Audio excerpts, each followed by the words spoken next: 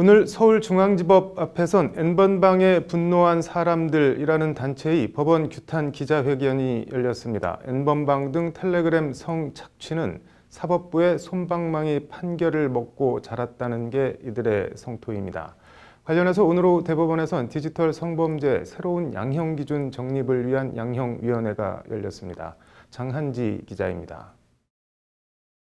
가해자에 이입하는 판사들을 쫓아내자 성인지 빵점 재판부 같은 문구가 쓰여진 손팻말을 들고 법원 규탄 기자회견을 벌이고 있습니다.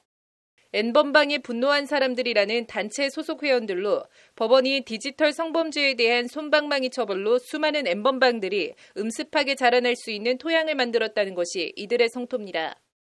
아동에 대한 성착취는 전 세계적으로 반인류적인 범죄로 취급하는데도 우리나라 재판부는 무슨 생각인지 알 수조차 없습니다.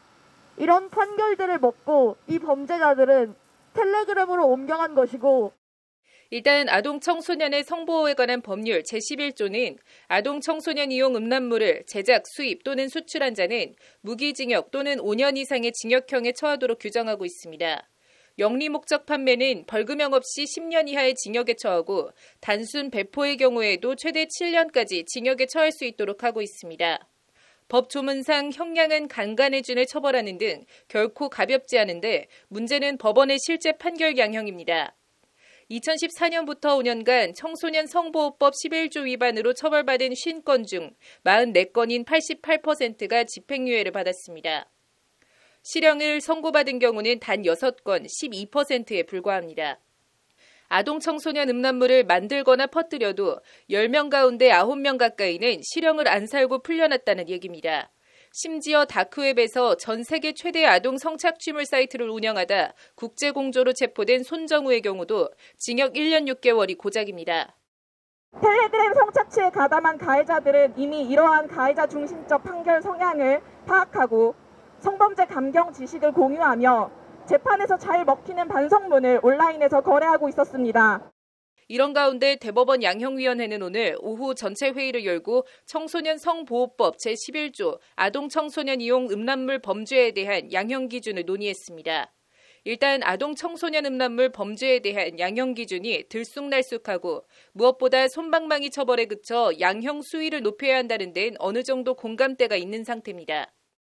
같은 죄명인 경우에 다른 판사들이 어떻게 판단을 했는지 그런 게 이제 판결 선고할 때 참작이 되다 보니까 계속 그런 식으로 낮은 형이 선고된 게 한번 계속 그렇게 낮게 그 후속적인 판결에서도 계속.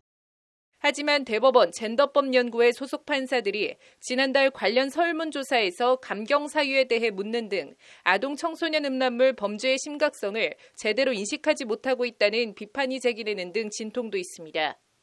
오늘 기자회견 참가자들도 이 같은 점을 지적하며 우리 법원이 성범죄를 용인한다는 잘못된 메시지를 주지 않도록 처벌을 크게 강화해야 한다고 목소리를 높였습니다. 더 이상 초범이나 진지한 반성 등 상투적인 판결로 아동 청소년 음란물 범죄에 면죄부를 줘서는 안 된다는 게 이들의 요구입니다. 가해자들, 동조자들, 외면하는 자들이 만들어낸 사회를 바꿔야 한다. 더 이상의 피해자들이 나오지 않도록 모두 나서야만 한다. 법을 바꾸고 사회 인식을 바꿔야 한다. 지금 당장 바뀌어야 한다. 디지털 성범죄에 대한 처벌을 획기적으로 강화해야 한다는 목소리가 높아지고 있는 가운데 대법원 양형위 회의 결과는 오는 22일 발표될 예정입니다. 양형위는 양형 기준안이 의결되면 국회 등 관계기관 의견을 거친 뒤 공청회를 열어 이번 상반기 중으로 양형 기준안을 확정할 방침입니다. 법률방송 장한지입니다.